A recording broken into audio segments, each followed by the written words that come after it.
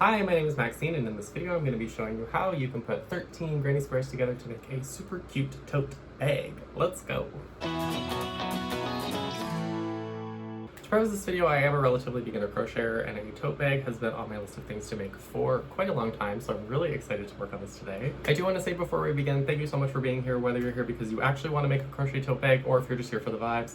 You'll love to see it. I'm not actually using a pattern to make this bag, but I am going to be using a written pattern just to get the information of how to actually attach the bag, because there is a certain flow of stitching that you need to use to attach the squares together once they're all made. For this project, I'm going to be using the Lion Brand 24/7 cotton yarn in the colors of grass, rose, and black to make a watermelon inspired bag. This is my first time using a cotton yarn. Normally I do just use acrylic yarns for my project, but I wanted to use a cotton yarn because I thought it would make the bag feel a little bit better. But this type of bag is very customizable, so you can do whatever colors, whatever kind of granny square you want to do, as long as you come up with 13 granny squares at the end of it.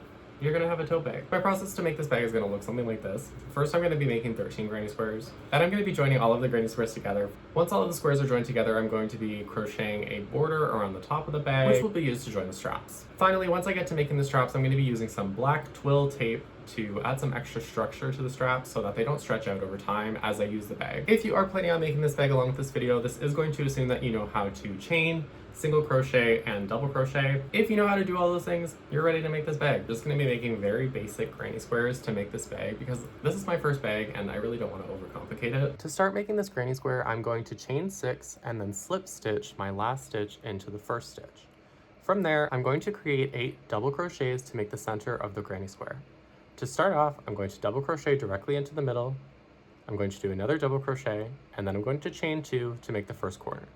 I'm going to repeat this process by doing 2 more double crochets, chaining 2, doing 2 more double crochets, chaining 2, and finally doing 2 more double crochets to chain 2 and attach that last chain by a slip stitch into the first double crochet that I made. Then I'm going to add some new yarn and continue growing my granny square by crocheting into the gaps of the first square. To join new yarn, what I usually do is insert my hook into the stitch where I want to join the yarn and pull out a loop of the old yarn. Once I have 2 loops on my hook, I attach the new yarn and pull it through to finish a single crochet.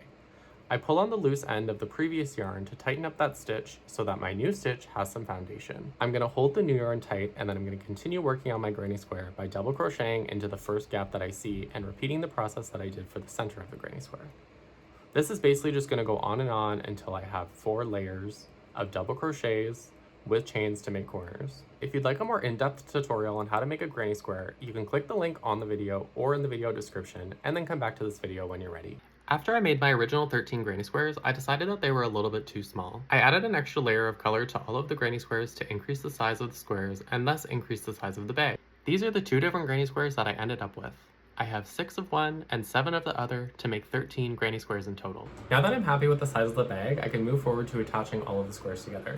I'm going to be following this diagram, lay out my squares, and attach them in the directions that the pattern suggests. To help me get the layout correct, I'm going to lay out all of the granny squares and then attach stitch markers into them first so that when I start seaming them together, they're not going to move all over the place. I am choosing to attach these squares using a single crochet stitch. The alternative here would be using a slip stitch join, which would make the bag look a lot more flat.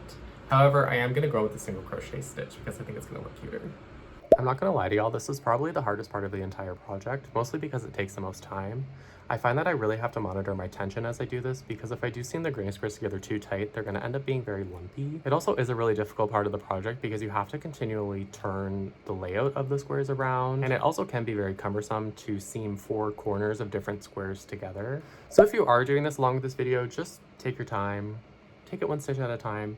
When you do come to the corners, try and make sure that you are getting a handle in all of the corners of the granny square to make sure that there are no holes left over when you are finished. And just make an extra note to watch your tension as you go through here, because again, if it ends up too tight, it's going to be lumpy and it's not going to be very cute. So the squares are all attached, and now I actually have the foundation for the bag, which is really exciting. From this part, I'm going to move on to just crocheting a border around the top. As I'm doing this, I'm going to be aware of the fact that there are peaks and valleys in the top border, which is going to inform how I crochet around. To make this top border, I'm just going to be doing single crochets all the way around. When I get to a peak, I'm going to be doing 2 single crochets into the top corner, and when I get to a valley, the first time I go around, I'm going to be single crocheting 2 stitches together to do a decrease. As I continue to go around single crocheting, every time I get to the top, I'm going to be doing the 2 double crochets.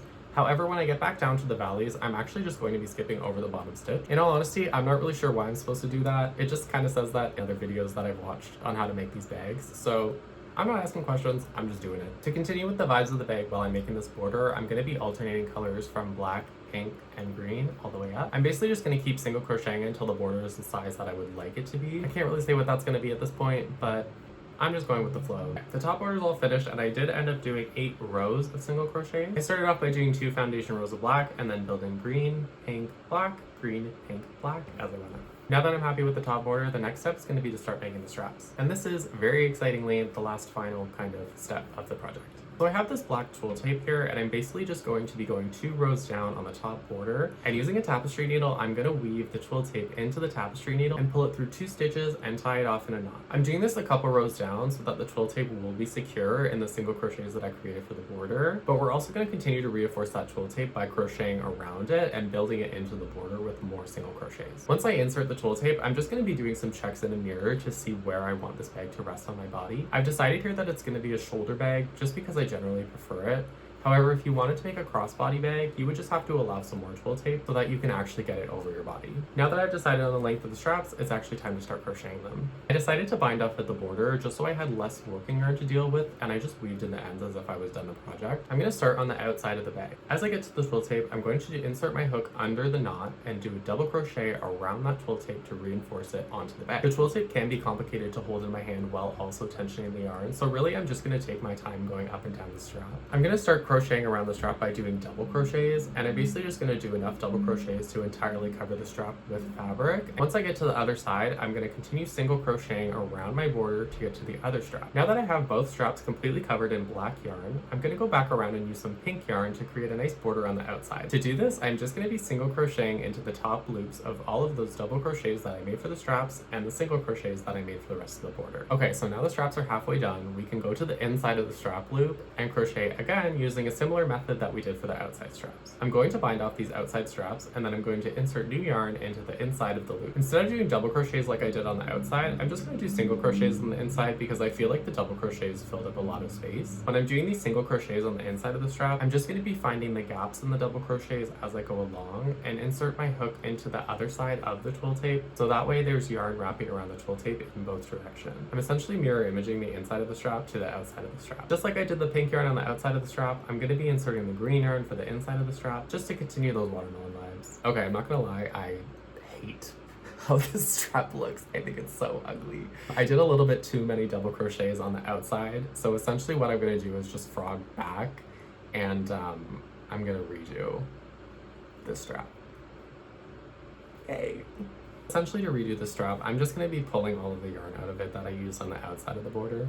And instead of going in with double crochets, I'm going to go in with single crochets, and I'm also going to do less stitches because the reason why this is rippling out here is just because I put too many stitches in there. Unfortunately, with using twill tape, there is really no math that you can do to figure out how many stitches you need. I guess maybe you could do a swatch and then calculate that swatch against the distance of the twill tape that you ended up using. However, I'm just going off vibes. I don't want to do math, so trial and error, whatever. It's not that deep. Okay, seriously, y'all, this is so much nicer than the monstrosity that I made before. So I'm really happy I went back and redid that. Okay, y'all, this tote bag is like done. I think it's so cute. It's looking a little bit lumpy, so what I'm gonna do now is I'm just gonna block it. I don't actually have proper blocking mats. Normally you have those like foam mats and you can like put pins in it and like hold the shape. But because I don't have blocking mats yet, I'm just going to be soaking it completely in water, wringing it out, and then I'm going to shape it and stretch it and just leave it on a towel to dry overnight. We'll see how it goes. Okay, so the bag is done. She's blocked, she's cute, she's flat, and this is the final reveal.